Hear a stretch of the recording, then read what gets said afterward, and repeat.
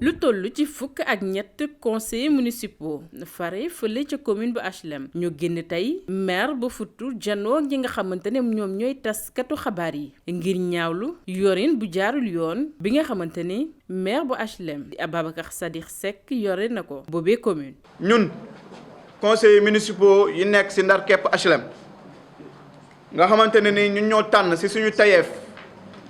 2014 ba ñu palee maire ki ñuy wax Ababacar Sadikh Seck indil ay leeral ak ay yaatal ci ni ñu yoree mairie bi boobu ba léegi ci biir loolu mu am ay taxaw seetlu yu bari yu ñu def ci ay jafe-jafe yoo xam ne maire bi teg na ko population yi ay luubal yu kenn mënta jàpp xel mënu koo nangu moo tax ñun ñi nga xam ne ñu ngi fi toog kenn ku ci nekk ci ñun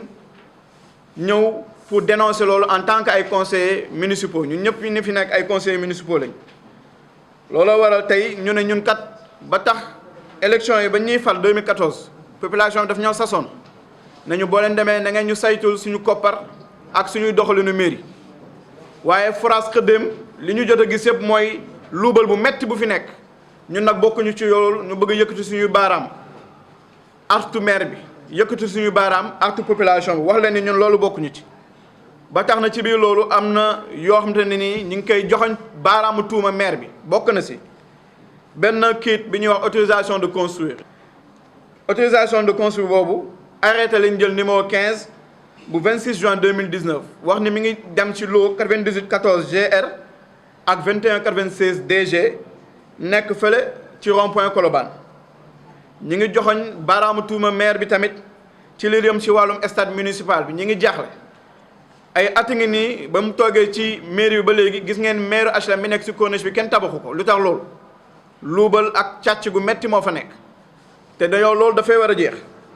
ba tey boo demee ci stade municipal bi nga xam ne ñu ngi koy tabax mu toftaloog marché HLM mën ngeen dem foofu ngeen xool ko jox na leen photo yi di ngeen gis ni luubal ak càcc moo fa nekk ndax dafa am benn société bi ñuy wax Socabek signé woon benn contrat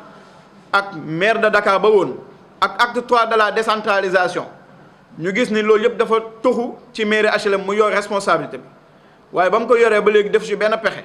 kaw teef ci li ci gën a doy waar mooy dafa fexe ba ñooñu di continuer di tabax ay cantine tey li ñu waxoon ak li ñu déggee woon askan bi ba léegi defaguñ ko stade bi ba léegi kenn livré ko ba tax na tey ñaari projet yi nga xam ne ñun dañ koo saytu càmbar ko gis nañ ni li ko tax a jóg mooy fexe ba am koom am xaalis fexe ba nga xamante ne ni cantine yi fa nekk dañ koy exploiter te population bi duñ ko yëg conseil municipal bi di ko en tout cas ñun ñii day bokk ci conseil municipal bi ñu ngi yëkkati suñuy baaraam wax ni ñun yëguñu ko bokkuñu ci. ba tax na ñu ngi leen di joxañ tamit ay baaraam tuuma ci ay parcelles yoo xamante ne nii dañ ko complot ñenn ñi di ko exploiter te conseil municipal bi yëgu ko population bi naka noonu ba tey dégg ngeen fi fan yee ci mbas mi ñuy dugg di Covid 19. mu am benn enveloppe bu 220 millions bi ñu dégagé woon enveloppe boobu ba léegi ñi ngi wax ni niñ ko séddalee tey na suñu xel loolu yëpp nag boo ko booleeg luubal bu metti bu nekk ci poste de santé ak centre de santé bi nekk HLM nga xam ne dañuy yëkkati ci lu toll fukk millions ak juróom mooy 15 millions woon di leen ko jox ñaari at ngi nii boo leen demee laaj leen ñoom gisuñu dara fois xëddem loolu yëpp nag moom moo tax tey ñu gis ni luubal yu metti am na ci mairie bi. ñu jël suñuy responsabilité en tant que conseillers municipaux ñu dem def benn lettre benn bataaxal wax ko maire bi nekk na tontu ci liñ koy wax ndax lii tey na suñu xel am nañ ay preuves yu leer waaye dañoo bëgg laaj ko ba xam moom lan lay tontu lettre bi bañ ko defee mi ngi toll ci ñaar fukki fan ak juróom-benn ci wàllum weeru juin mu bañ say tontu ñu taaxirlu ba ñetti fan ci wàllum juillet ñu bindaat ko beneen bataaxal mu bañ say tontu looloo waral ñun. ñu jooy ko fa mbaxane doonee benn mooy sous-préfet Grand Dakar nga xam ne ñun ñëpp mooy suñu kilifa waaye moom nee na dina ko càmbar te dina xaar ba octobre mu convoqué benn conseil pour ñu wax ci loolu ñun duñu xaar loolu population yi dañ ñoo fal dañ leen war a wax dëgg sàcc ak luubal moo fi war a jeex looloo tax tey ñun ñëpp ñu dajaloo bokk ndey bokk bàyyi ñëw waxtaan ak yéen wax leen ni tamit porté nañ plainte OFNAC ci benn courrier boo xam ne mi ngi dem ci le 12 août 2020 li nga xam ne nag ñun moom la ñuy toppee maire bi mooy yorin bu tàggatémbe ak bu ñaaw a ñaaw bi mu yoree maire HLM mooy njëkk li ci tegu mooy suuf si nga xam ne HLM bëriwulew ko ñu war koo xool ni ñu koy liggéeyee pour askan wi mën say gis seen bopp mu koy luubal di si tabax ay cantine ak lu nekk mu def jël benn promoteur boo xamante ne nii amul délibération jël promoteur boo xam ne nii amul appel d'offre mu jox ko marché cantine yi loolu daf see war a tontu maire bi ba tey dafa war a àddu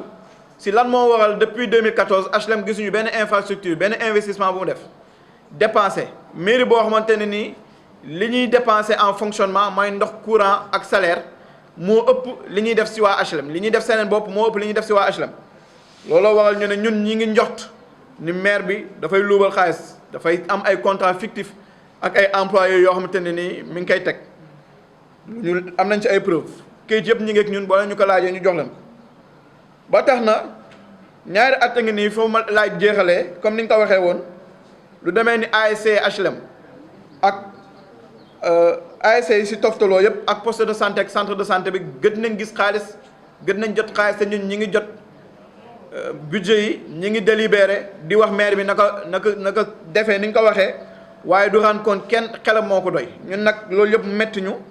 naqariñu moo tax ñu bëgg wax ni ñun non seulement bokkuñu ci waaye dinañ ko wax population bi luubal bi ñuy toppee maire bi ëpp na 1 milliard te am nañ ci ay preuves yu leer ñun nag duñu xaar ba mbir bi wéy mbuus dañuy battre le fer quand il est chaud. gannaaw nag ba yii di conseillers municipaux di sàkku ci ñii di population yi ñu jàppale leen ci boobu combat ñu ngi lancé ab appel kii di njiitu réew mi di président Macky Sall ngir date yi nga xamante ne jàpp nañ ko pour amal yile élection locale ñu respecté ko ndaxte ak yile élection dafay faral di def nag ay njuuj njaaj. di lancé appel le président Macky Sall di ko wax ne acte 3 bi am na ay conséquences yu bëri yoo xamante ne am na ko tey il faut élection locale yi. mu ñëw date échéance date boo xamante ne dañ koy respecté parce que am na maire yoo xamante ne tey si report yi da leen permettre ñu def ay luubal yu bëri te loolu dañ koy dénoncer société civile yaa ngi koy wax mais bu ñu soñoon tey Macky le président Macky Sall dina jël responsabilité ñu def élection yi à date échéance.